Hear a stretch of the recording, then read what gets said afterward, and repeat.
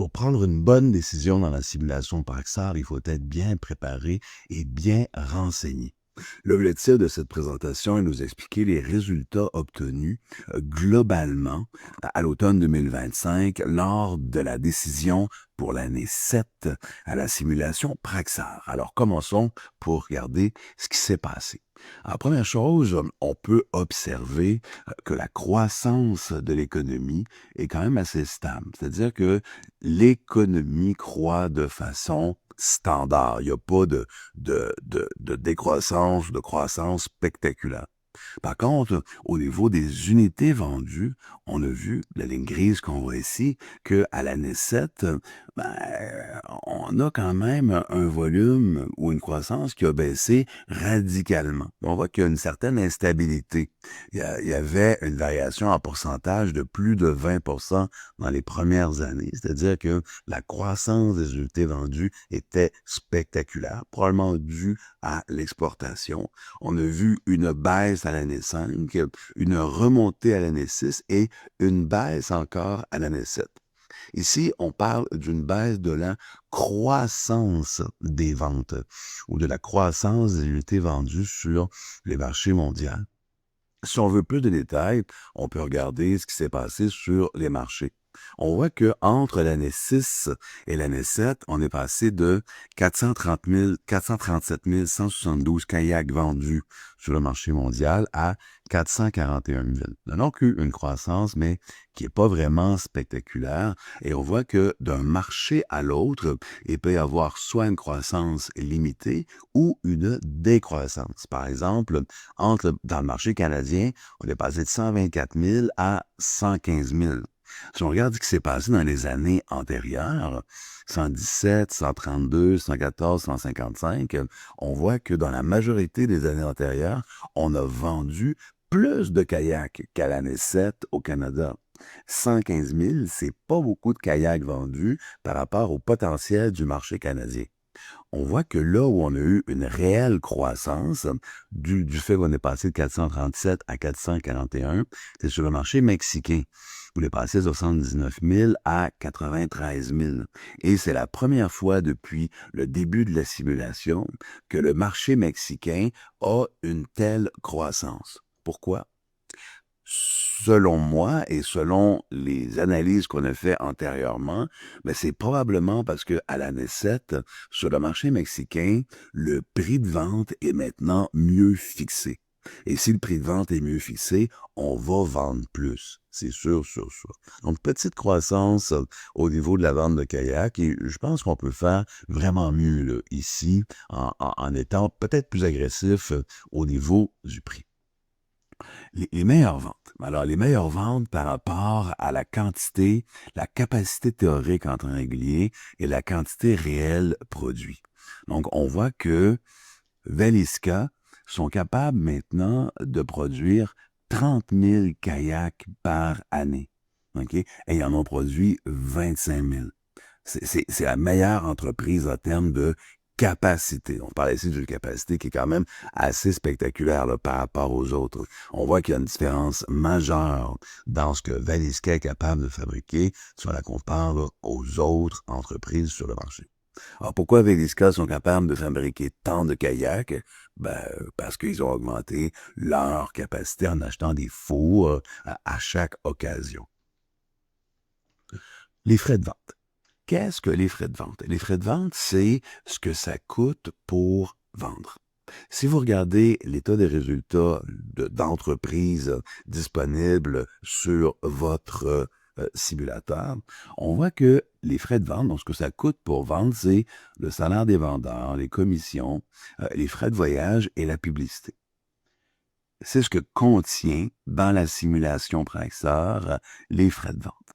On voit que les salaires varient, mais pas tant que ça. 65, 57, 57, 67, 58, les salaires finissent par se ressembler. Mais on voit que les commissions varient énormément. Entre 70 et 42, là, il y a une énorme différence dans ce que ça coûte en termes de commission. La commission s'évalue comment? La commission s'évalue avec deux facteurs ou deux paramètres. Le premier paramètre, évidemment, c'est au niveau des ventes. Plus vous faites de ventes, ben, plus vous allez payer de commission, parce que la commission est payée au pourcentage. Donc, une entreprise qui fait beaucoup de ventes va nécessairement avoir à payer plus de commissions. Un premier facteur qui va venir influencer les commissions. Deuxième facteur qui va venir influencer les commissions, c'est le pourcentage de commission que vous allez donner. Alors, pour deux entreprises qui vont avoir exactement les mêmes frais de vente, ou les mêmes ventes plutôt, ben, si on donne un pourcentage plus élevé, ben, la commission va être nécessairement plus élevée. On voit qu'au niveau des frais de voyage, c'est à peu près pareil. Puis la publicité, ça peut varier aussi. Mais on voit que les entreprises ne font pas beaucoup de publicité ou de promotion. Les 50 000 et 45 000, pour les entreprises qui vendent pour des millions de dollars, c'est très, très peu en fait de publicité et promotion. Et là, on sait qu'il y a une limite dans la simulation autour de 100 000 dollars pour ce poste de dépense. Si on compare maintenant ce qui se passe entre entreprises, c'est-à-dire si on compare les frais de vente, ce que ça coûte à l'entreprise par rapport à ses ventes. Évidemment, on observe que, comme j'ai dit tantôt, plus vous allez vendre, on voit qu'ici qu'il y a une tendance à la hausse, plus vous allez vendre, bien, plus vos frais de vente devraient être élevés. Parce que les frais de vente sont reliés en partie aux commissions, comme on vient de voir. Ce qui est assez logique. Par contre, si on compare les frais de vente d'une entreprise par rapport à ses ventes. Donc ici, sur ce graphique, on a un genre de graphique avec 4 axes. Pas 4, mais 3 axes. Le premier axe, les frais de vente. Donc, plus l'entreprise se positionne haut dans ce graphique, et plus ses frais de vente sont élevés. Okay? Donc ici, Kayak Expert a des frais de vente plus élevés que Kayak Boréal. Et le deuxième axe, c'est les ventes. Donc, plus l'entreprise est à droite, comme les kayaks A, ben, plus ses ventes sont élevées. Donc, première dimension. Les deux premières dimensions. Ensuite, la troisième dimension qu'on peut observer, c'est la taille du cercle vert qu'on voit ici. Quand le cercle vert est petit, comme Aqualune, ça veut dire que la relation entre les frais de vente et les ventes est petite. On voit ici, le ratio frais sur vente chez Aqualune est à 4,9 ou 4,9. Ça veut dire que chaque dollar de vente chez Aqualune coûte 4 sous. Donc 4,9 sous, donc à peu près 5 sous. Ça veut dire que les frais de vente chez Aqualune sont très petits par rapport à ses ventes. Tandis que si on compare ici Aquamont et Kayak Association, on voit que la relation frais de vente sur vente est à peu près pareil, 7,7 par rapport à 7,6. Leurs ventes ne sont pas les mêmes, 26 millions par rapport à 49 millions. Les frais de vente ne sont pas les mêmes, 2 millions par rapport à 3,8 millions. Mais la relation entre les frais de vente et les ventes sont à peu près les mêmes, d'où la taille du cercle vert ici, qui est à peu près la même que la taille du cercle vert ici. C'est-à-dire que proportionnellement, les frais de vente chez Kayak Association coûtent à peu près la même chose que les frais de vente chez Aquamotion. Donc, ce graphique-là nous permet de voir, est-ce que les frais de vente ont une influence réelle sur les ventes? Ben, ce qu'on observe, c'est que Aqualune, c'est quand même des bonnes ventes avec des frais de vente qui sont minimalistes. Tandis que Kayak Nova font de très mauvaises ventes avec des frais de vente qui sont, toutes proportions gardées, parfaitement équivalentes à ce que fait Kayak Expert par rapport à la taille du cercle qu'on voit ici. Donc, ça veut dire qu'il y a d'autres facteurs qui influencent les ventes que les frais de vente par rapport au prix. Ou le prix. Donc, si le prix est bien fixé, vous allez en vendre des kayaks, là, c'est sûr. En parlant du prix, alors on voit que le prix du kayak, pour la première fois dans la simulation, a baissé. Le prix moyen. C'est-à-dire, on a eu 680, 714, 716, 726, 753, puis là, 749. C'est-à-dire que si on prend le prix moyen de l'ensemble des kayaks vendus pour l'ensemble des marchés, on observe que ce prix a baissé à l'année 7. Intéressant. Le prix a baissé à l'année 7, puis on peut le comparer avec le prix par région. Donc, on est à 700 au Canada, 721 à l'est des États-Unis, ce qui est logique parce que l'est des États-Unis est plus loin du Canada, donc il faut le vendre un peu plus cher. Ensuite, l'ouest des États-Unis est vraiment beaucoup plus loin, donc il faut le vendre plus cher. Et le Mexique, ben, il n'est pas vraiment plus loin, mais les frais de transport sont un peu plus élevés. On le vend à 840. On peut encore se questionner, est-ce que c'est logique que les Mexiques, on vend ça à 840, quand dans l'Ouest, on le vend à 746? Il faut bien regarder les coûts de transport pour être capable de voir s'il est raisonnable de penser qu'on peut le vendre si cher au Mexique. Si on regarde maintenant le prix moyen par rapport à la qualité, et ça, c'est extrêmement intéressant comme observation. On voit ici la qualité, qui va de 1 à 5 ou de 0 à 5, puis on voit ici le prix de vente. Puis on a ici l'ensemble des entreprises. Chaque couleur, chaque forme représente une entreprise qui est positionnée sur le prix qu'elle vend ses kayaks et son échelle de qualité. Ce qu'on observe ici, c'est qu'à la majorité des entreprises, au niveau de la prix moyen, sont entre les deux lignes bleues qu'on voit ici. Ce qui est fascinant, c'est de voir que l'entreprise qui est ici a la moins bonne qualité de l'industrie, mais vend son kayak au même prix que les entreprises qui sont ici, qui ont une qualité beaucoup plus grande. Ce qui est fascinant, c'est de voir que l'entreprise qui est ici a parmi la meilleure qualité, ou celle qui est ici, a parmi la meilleure qualité, mais vend son kayak au même prix que tous ceux-là ici, qui ont une bien moins bonne qualité. Donc, quand on observe ça, on voit que il y a quelque chose qui ne marche pas dans les prix moyens. Sur ce graphique, on devrait aussi observer une tendance à la hausse, c'est-à-dire que plus la qualité est basse, ici, plus le prix devrait être bas. Plus la qualité est élevée ici, plus le prix devrait être élevé. Mais on voit que peu importe la qualité, les prix sont à peu près pareils, sont dans la même zone, ce qui n'est pas normal. Et par exemple, ici, l'entreprise qui a le prix le plus élevé, c'est celle-ci. Elle a le prix le plus élevé, mais elle n'a pas la qualité la plus élevée. L'entreprise qui a la qualité la plus basse, c'est celle-ci. Elle a la qualité la plus basse, mais elle n'a pas le prix le plus bas. Le prix le plus bas, il est ici. Donc, lorsqu'on observe ce graphique, on s'aperçoit que les prix dans l'industrie, pour plusieurs entreprises, sont mal fixés. Et ça, autant ceux qui font du haut de gamme que ceux qui font du moyen de gamme, que ceux qui font du bas de gamme. On doit donc réfléchir un peu plus à la fixation de nos prix. Parce que sur ce graphique, on devrait observer une tendance à la hausse où, si la qualité est basse, le prix devrait être bas, puis si la qualité est élevée, le prix devrait être plus élevé. Ça veut peut-être dire qu'il y a des entreprises qui ont une bonne qualité et qui ne vendent pas leur kayak assez cher, donc qui font moins de profit. Et qu'il y a des entreprises qui ont une basse qualité et qui vendent leur kayak trop cher, donc ils vendent moins de kayaks. Et en bout de compte, ils font donc moins de profit. Donc, pour le prix, il y a vraiment un truc à réfléchir ici par rapport à est-ce que votre prix est bien fixé en fonction de la qualité que vous avez dans votre entreprise. Justement, on regarde ici la répartition de la qualité.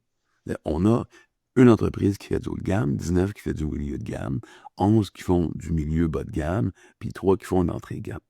On voit qu'on a 14 entreprises du côté, on pourrait dire, moyen bas de gamme, et on a 20 entreprises du côté moyen haut de gamme. Donc, on a, dans le fond, plus d'entreprises qui font du haut de gamme que d'entreprises qui font du bas de gamme. Ça, évidemment, ça devrait avoir une influence sur les coûts de nos kayaks, qu'on va voir tantôt. Les immobilisations. Qu'est-ce que les immobilisations?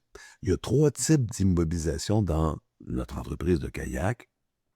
Si on regarde le bilan, c'est ce qu'on voit ici, les terrains, les machines puis les bureaux. On voit que les terrains, toujours pareil, ça bouge pas. On voit que les bureaux, toujours pareil, ça bouge pas. Donc, le seul truc qui bouge au niveau des immobilisations, c'est les machines. Les machines, c'est quoi? C'est les fours. C'est les fours que nous utilisons pour fabriquer nos kayaks. Donc, le seul influence sur les immobilisations, c'est les fours que vous avez, les machines, les équipements que vous possédez dans votre entreprise. Si on regarde la valeur des immobilisations, on voit, effectivement, qu'il y a eu une baisse entre l'année 6 à 41,7 millions et l'année 7 à 36,5 millions. Qu'est-ce qui explique cette baisse? Parce qu'on a le même genre ou la même quantité d'équipements. C'est pas normal qu'il y ait une baisse dans la valeur des immobilisations. OK? Souvenez-vous de la portion comptabilité du cours. Dans la comptabilité du cours, on a vu qu'il y avait l'état des résultats pour pouvoir calculer les coûts. Et dans les coûts, il y a toute une liste de coûts. On voit ici que dans les coûts, il peut y avoir de la matière première, dans les coûts, il peut y avoir de la main-d'œuvre directe, dans les coûts, il y a ce qu'on appelle des frais généraux de fabrication. Il y a cet ensemble de coûts. Et il y a un coût ici qui est bien intéressant, qui est l'amortissement à 107 000. Et ça, c'est un exemple d'une entreprise que j'ai pris au hasard parmi les coûts de revient qui étaient disponibles sur les simulations par exemple. L'amortissement, qu'est-ce que c'est? Si on revient à la diapositive précédente, l'amortissement, c'est la dépense reliée à l'immobilisation. C'est-à-dire que vous avez un four qui vaut 250 000 et ce four perd en valeur au fur et à mesure que le temps passe. Et cette perte en valeur, c'est ce qu'on appelle en comptabilité une dépense d'amortissement. Alors, ce qui explique qu'on est passé de 41 000 à 36 000, sachant qu'on a exactement le même coût des terrains, on a exactement le même coût des bureaux, et que les machines, normalement, on en a plus qu'on en avait, donc ça devrait augmenter. Ça devrait augmenter, sauf que si on n'en achète pas, le coût d'amortissement va faire baisser la valeur de nos immobilisations, ce qui explique qu'on passe de 48 millions à 45, on passe de 41 à 36. Et quand il y a une hausse, comme ici, 48 712 000 à 4 998 000, ou 41 460 000 à 41 782 000, lorsqu'on observe cette hausse, c'est parce qu'il y a deux phénomènes qui se présentent en même temps, soit un achat d'équipement, donc l'augmentation de la valeur de nos immobilisations, en même temps qu'une dépense d'amortissement. Et lorsque, comme à l'année 7, on ne voit qu'une baisse de la valeur des immobilisations, c'est parce qu'il y a seulement que l'amortissement qui a joué sur ce chiffre. Au niveau de notre fameux coût de revient. Alors, qu'est-ce qui se passe dans le coût de revient? C'est génial parce qu'on voit que le coût de revient a baissé. L'entreprise qui avait un coût minimum à l'année 6, elle avait 295 000 de coût de revient. Et elle en a maintenant 283. L'entreprise à l'année 6 qui avait le coût de revient maximum avait 497 $ de coût de revient. Elle en a maintenant 393. Donc, le coût de revient a baissé, ce qui est une excellente nouvelle. Parce qu'évidemment, plus le coût baisse, plus on peut faire de profit pour le même dollar de vente. Donc ça, c'est une bonne nouvelle. Deuxième truc qu'on peut observer sur les graphiques, c'est le fameux point blanc. Le point blanc, qu'est-ce que c'est? C'est la moyenne des coûts de revient. La moyenne des coûts de revient devrait être en moyenne au centre du graphique. Au centre du graphique ou proportionnellement en fonction de la répartition de la qualité.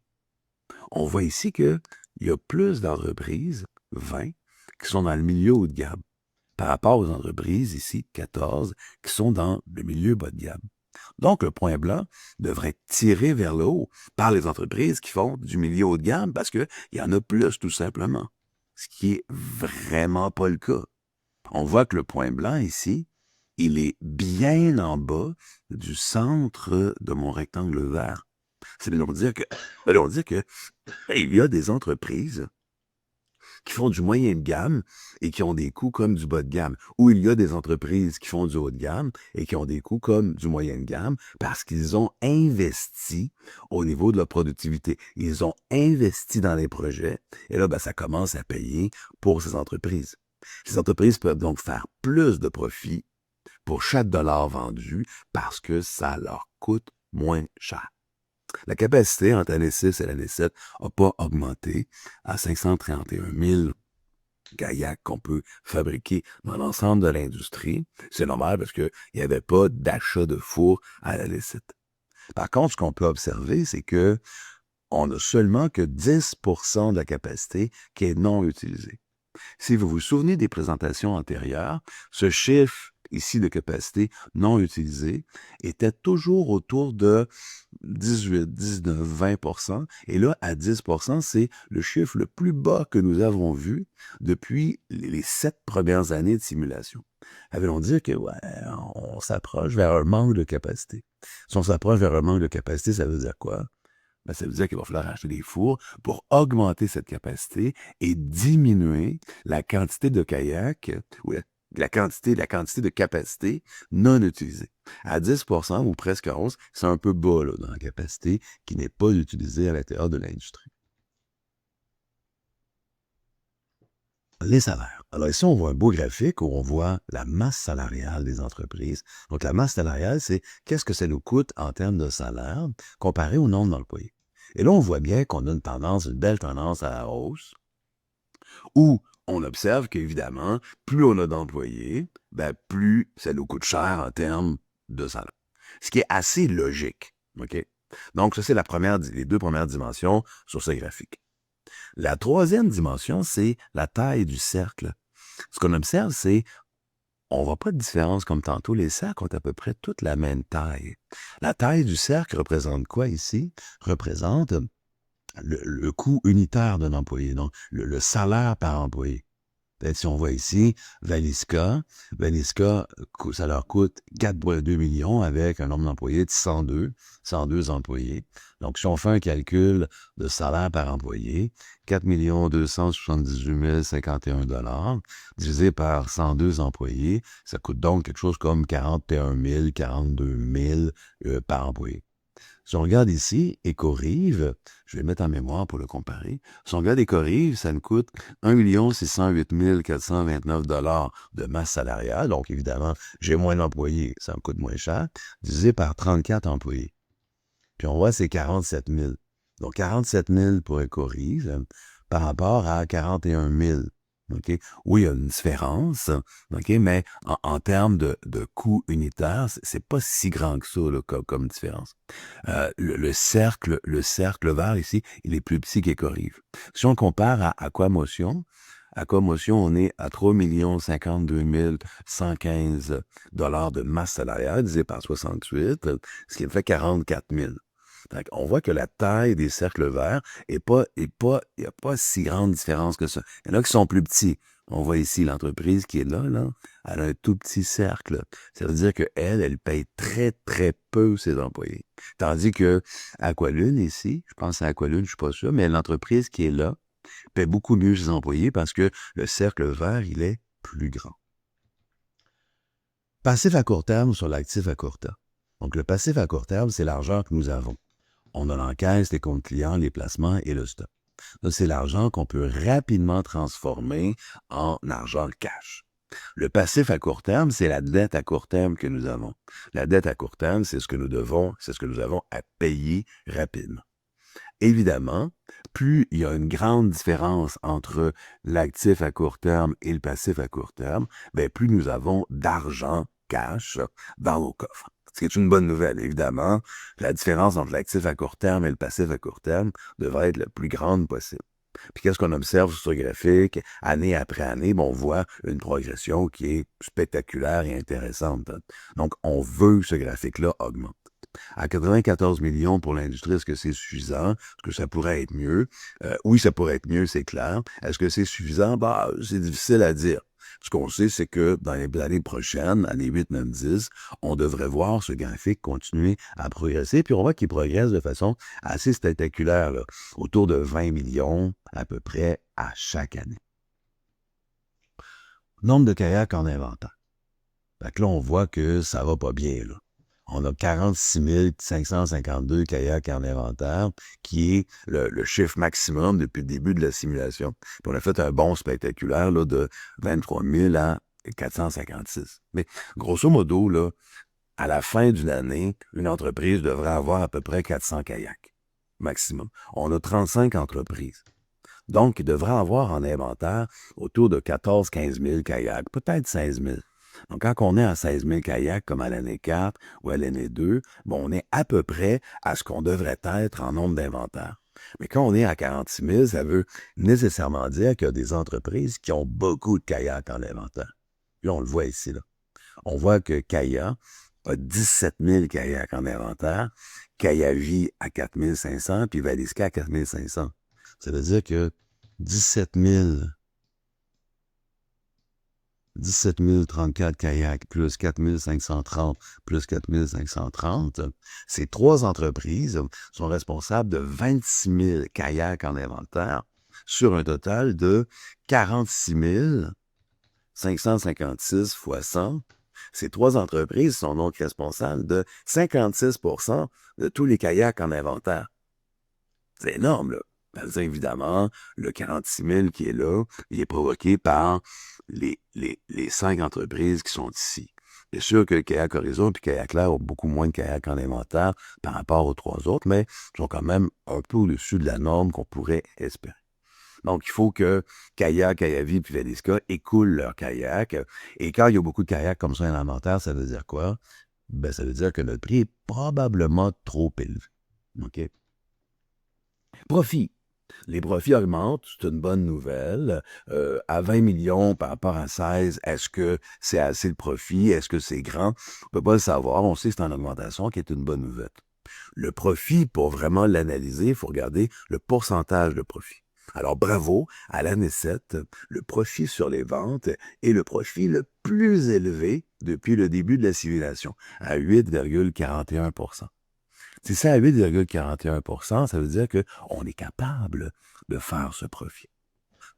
Cette statistique est intéressante, mais la statistique est encore plus intéressante, c'est le ratio profit sur l'avoir des actionnaires. C'est-à-dire que lorsque vos actionnaires mettent $1 dans votre entreprise, ça leur rapporte combien? Ça leur a rapporté à l'année 7 16,26 %. C'est-à-dire que chaque dollar investi par les actionnaires, les gens qui ont mis l'argent pour que votre entreprise puisse croître et être créée, ont obtenu 16,26 % en termes de profit. C'est bon, félicitations. Mais on se souvient qu'à l'année 4, vous avez fait 21,84 % de profit. Et lorsque, à une année, on obtient un résultat de 21,84, les actionnaires vont dire, ben écoute, tu as déjà fait 21,84, tu es donc capable de faire 21,84. Et ce 21,84 devient le nouveau plancher. Donc, à 16,26, c'est bon. On voit une augmentation entre l'année 6 puis l'année 7. Mais 16,26, c'est moins bon que ce qu'on a obtenu à l'année 5 et c'est beaucoup moins bon que ce qu'on a obtenu à l'année 4. On sait donc que vous êtes capable d'avoir de meilleurs profits que 16,26 %. Et ce, vous allez vous le faire dire par les actionnaires, c'est sûr. Les actionnaires vont dire « Ouais, 16,26, c'est une bonne performance, félicitations. » Sauf que c'est pas mal moins bon que l'année 4. On sait que tu es capable de faire mieux, donc on te demande de faire mieux. Alors, ceci, c'est l'analyse que nous avons obtenue pour la période numéro 7 de la simulation Proexar. Maintenant, pensez-y, réfléchissez à vos décisions et prenez la meilleure décision possible pour mieux vous positionner dans la simulation Proexar. Félicitations, on continue pour progresser dans ce merveilleux monde du marché du kayak.